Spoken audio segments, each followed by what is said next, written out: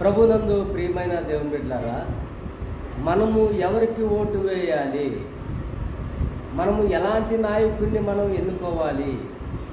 మన ప్రభువు పవిత్రుడు, నిర్దోషి, నిష్కల్మషుడు, పాపులలో చేరక ప్రత్యేకంగా ఉన్నవాడు, మన ప్రధాన యాజకుడు అయినటువంటి దేవుడు రాజ్యాలను కానీ, అధికారులు కానీ, మరి చక్రవర్తులు కానీ, రాజులు కానీ నియమించేవాడు ఆయనే.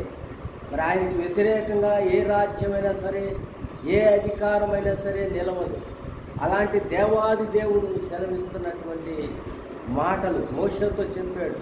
మరి ఎలాంటి రాజులు మీరు ఎన్నుకోవాలనేది ఆ మోషేతో దేవుడు చెప్పాడు. ద్వితీయోపదేశకాండం 17వ అధ్యాయం 14వ వచనంలో మోషేతో దేవుడు మాట్లాడుతున్నాడు. నీ దేవుడైన యెహోవా నీకిస్తున్న దేశమున నీవు ప్రవేశించి దానిని స్వాధీనపరుచుకొని అందులో నివసించి, మరి ఆ దేశంలో నీ దేవుడైన యెహోవా ఏర్పరచువానిని ఆవశ్యకముగా నీ మీద రాజుగా ఎన్నుకొనవలెను. మరి దేవుడు నియమించేటటువంటి రాజును ఎన్నుకోవాలని, అది నీ సహోదరులనే కానీ మరి నీ మీద రాజుగా ఎన్నుకోవాలని. రెండవదిగా అతడు గుర్రాలను కానీ విస్తారంగా సంపాదించుకొనవలదు. మూడవదిగా మీరు ఈ త్రోవను తన హృదయంను తొలగిపోకున్నట్లు అతడు అనేక స్త్రీలను వివాహం చేసుకొనకూడదు. నాలుగవదిగా వెండి బంగారములను అతడు తన కొరకు బహుగా విస్తరింప చేసుకొనకూడదు. ఐదవదిగా ధర్మశాస్త్రమునకు ఒక ప్రతిని తన కొరకు రాసుకొనవలెను, అది అతని యొద్ద ఉండవలెను. ఆరవదిగా మరి ధర్మశాస్త్ర వాక్యములన్నిటినీ వాటి కట్టడలను అనుసరించి నడుచుకొని నేర్చుకున్నట్లు అతడు తాను బ్రతుకు దినములన్నిటిను ఆ గ్రంథమును చదువుతూ ఉండవలెను.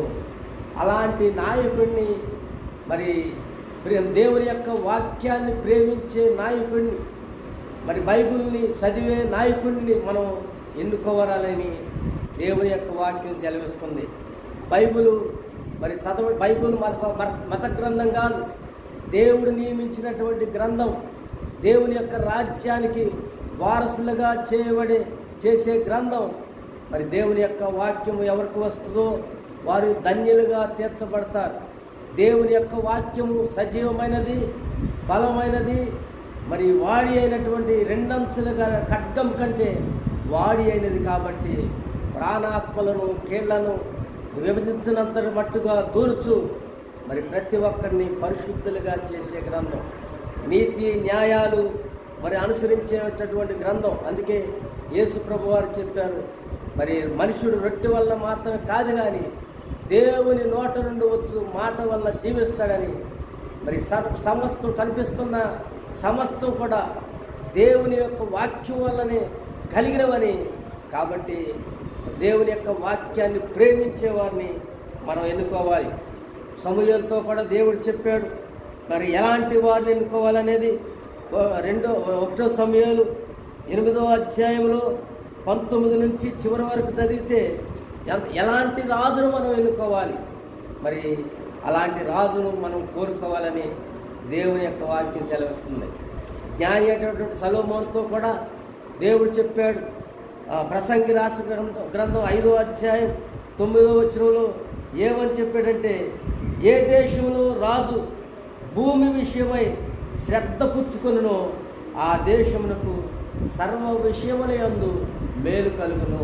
ఏ దేశంలో అయితే ఆ దేశపు రాజు భూమి విషయమై శ్రద్ధ పుచ్చుకొనునో ఆ దేశము సర్వ విషయములందు ఆ దేశానికి మేలు కలుగుతూ ఉంటుంది.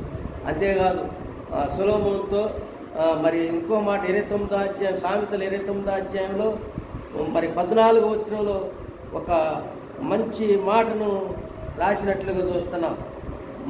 ఏ రాజు దరిద్రులకు సత్యముగా న్యాయం తీర్చునో ఆ రాజు సింహాసనము నిత్యముగా స్థిరపరచబడును. ఏ రాజు అయితే దీనులకు, దరిద్రులకు మరి సత్యముగా న్యాయం తీరుస్తాడో మరి అట్టి రాజు మీదకి క్షేమకరమైన దీవెన వస్తుంది. అలాంటి రాజుకు మేలు కలుగుతూ ఉంటుంది. న్యాయముగా సత్యముగా మరి దరిద్రులకు ఎవరైతే న్యాయం చేస్తారో, నీతి న్యాయాలు ఎవరైతే కలిగి ఆ ప్రకారం అనుసరించడానికి మరి ప్రయత్నిస్తారో మరి ఆ రాజుకి మరి మేలు కలుగుతుందని, ఆ రాజు యొక్క సింహాసనము స్థిరపరచబడినని, న్యాయము జరిగించబడటం వలన రాజు దేశమునకు క్షేమం కలిగజేయను. కాబట్టి ప్రభునందు ప్రియమైన దేవుని బిడ్డలారా, అలాంటి రాజుని మనం ఎన్నుకోవాలి.